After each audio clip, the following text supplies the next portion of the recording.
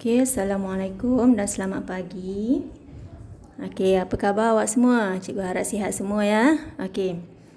Pada hari ini, cikgu hari Rabu, hari Rabu 29 hari bulan 4. Okey, pagi ni kita akan sambung sedikit pelajaran minggu lepas. Okey, pelajaran minggu lepas kita adalah bahagi. Okey, bahagi. Cikgu tunjukkan dua kaedah bahagi hari tu, iaitu kaedah tolak berturut-turut dan juga kaedah bahagi dalam bentuk lazim. Okey, hari ini cikgu nak sambung sedikit lagi. Kita masih dalam tajuk bahagi lagi. Okey, di mana cikgu akan sambung kaedah bentuk lazim. Tetapi kali ni cikgu akan tunjukkan bagaimana kita membahagi dengan berbaki. Okey, maksudnya bila kita lakukan operasi bahagi ni, ada baki pada jawapan tersebut. Okey.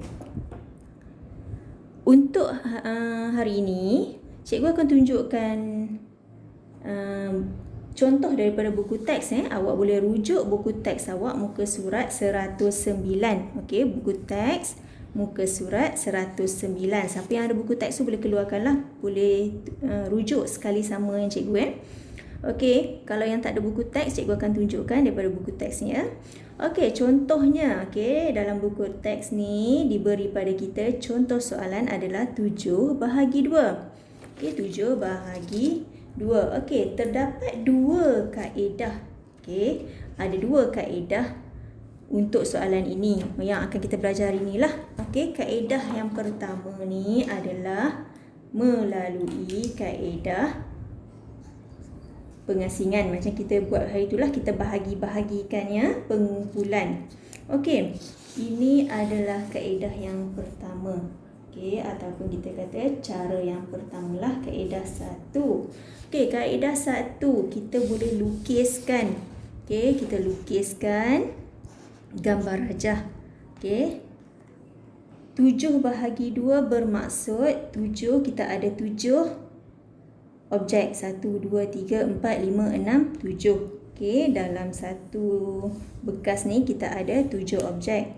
Bahagi 2. Bahagi 2 bermaksud kita nak bahagikan objek-objek yang ada kepada dua kumpulan.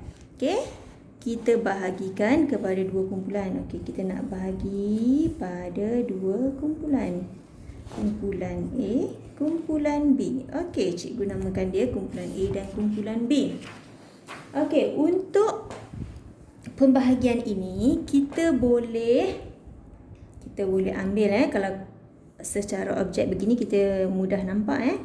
Okey, satu objek kita masukkan di sini. Satu. Kemudian satu lagi masuk pada kotak B. Kotak A.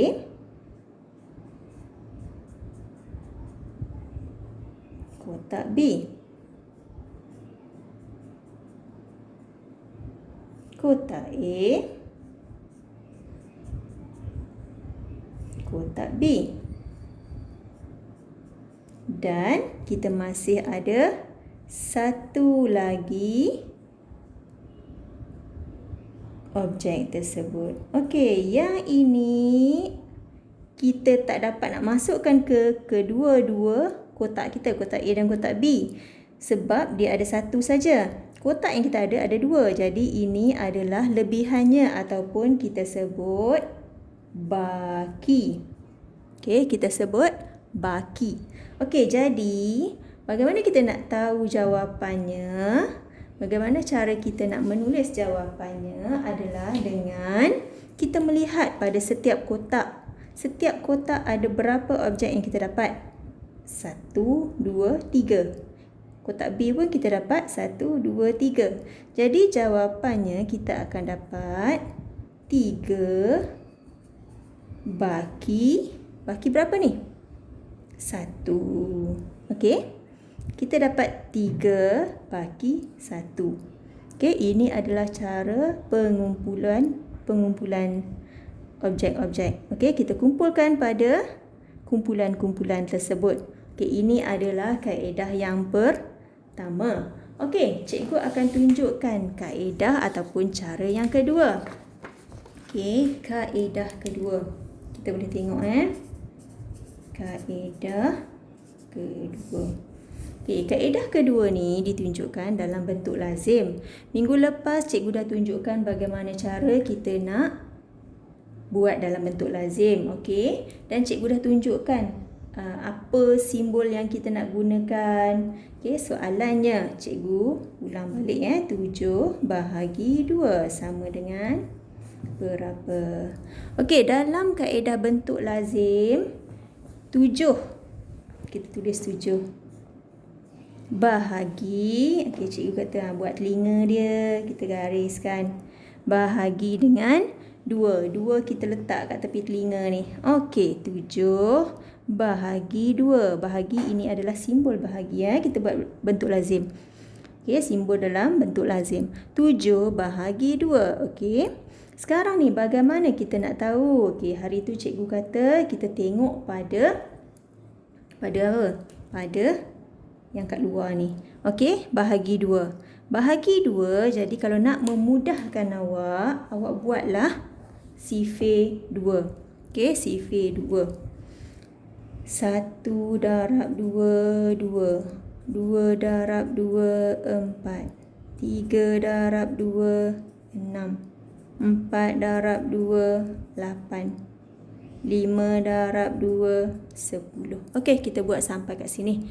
5 darab 2, 10. Okey. Minggu lepas cikgu dah bagi tahu awak, okey, kita tengok yang dalam ni dan kita tengok di sini, kita ambil yang di bahagian tepi ni, bahagian jawapannya. Okey. Kalau kita perhatikan di sini adalah 7. Okey.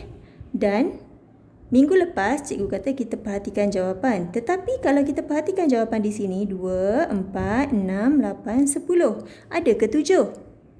Tiada. Okey, jadi bila tidak ada 7, apa yang awak perlu buat? Awak kena ambil nombor yang kurang daripada 7.